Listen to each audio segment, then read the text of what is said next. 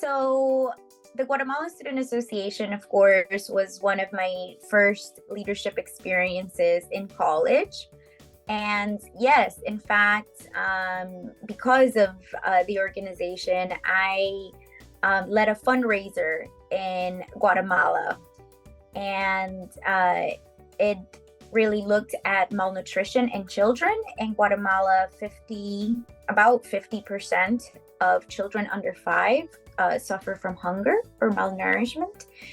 So having that experience, but also having been born and raised in Guatemala and having seen a lot of social injustice and issues around, again, the lack of food, the lack of opportunity for women as well, because my grandparents were very active in social justice circles.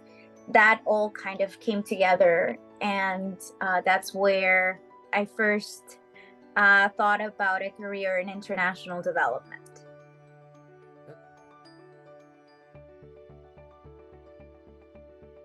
So I think most of the skills I got working as program coordinator and program assistant to Latin American projects on international development were mainly project management, project coordination, liaising and talking with many different stakeholders, from national governments to NGOs to private sector, right? Because a lot of these US government projects that the Borlaug Institute was being funded on, they required a lot of coordination among entities to be able to implement and have an effect and impact in country.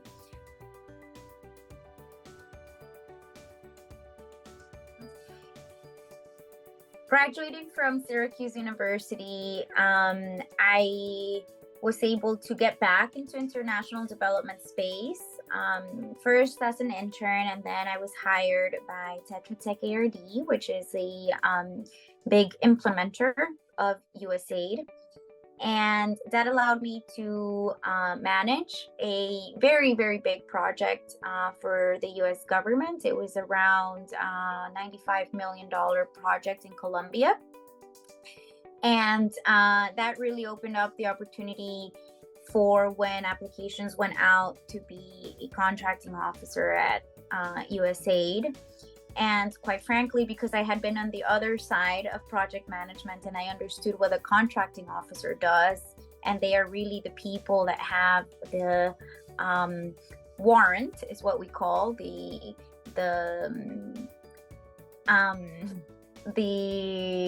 federally given right to sign on behalf of the US government abroad.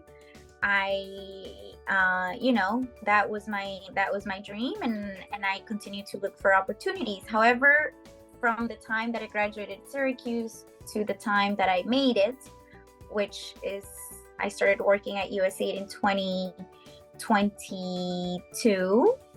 That was last year. No, 2021. There is a gap, right? So what happened then? Things don't ever come easy for any of us, I don't think. So I worked for the contracting firm. They were in Tetra Tech ARD as a private company.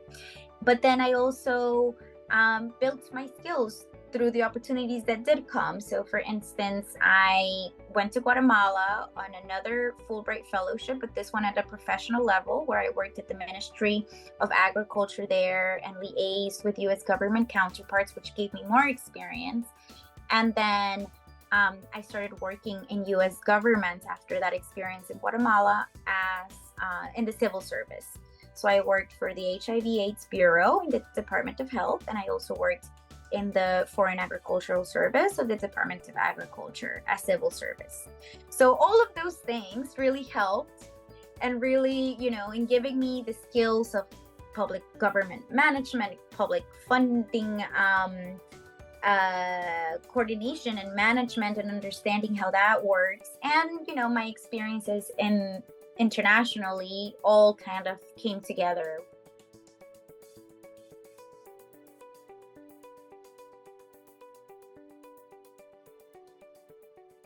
though, the other hurdles have been, okay, you made it. Great. After so much struggle, then what happens when you're there?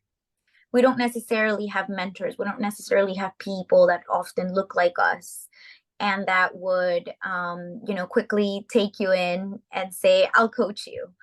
Right. So, in government, especially, right, it was such a huge bureaucracy and so much political context that goes on. And if you've never been in those circles and if you don't have contacts and networks that have, you really are learning from scratch and you are really trying to kind of uh, make it by without really, much support. So that's all to say that for me, and I do want to emphasize this, the skills that we get from school, the languages that we bring, either because we're immigrants or because, we've had an opportunity to be somewhere else and or have had a, opportunity from many of these other opportunities that come from the government, like Boren, the critical language program, Title 8, are just to name a few, that kind of give us those skills in language.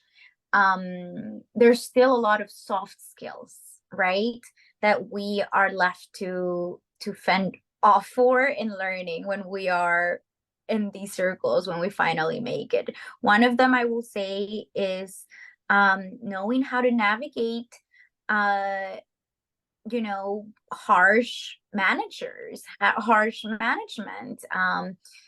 When we talk about leaders, well, the people sometimes being the managers or supervisors are not necessarily leaders, right? And I think for us in international relations, we always have to try to develop as many leadership skills as we can, as many people skills as we can, so that we can work with a diversity of people